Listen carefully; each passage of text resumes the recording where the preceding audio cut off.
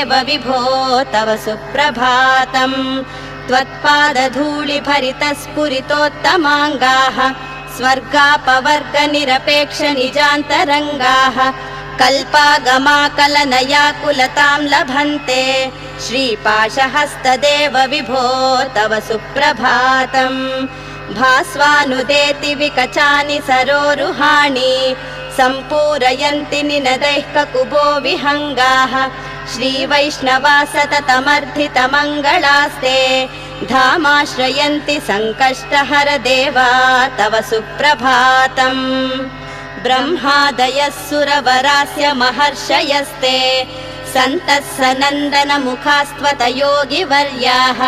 धामान्तिके तव हि मङ्गलवस्तु हस्ताः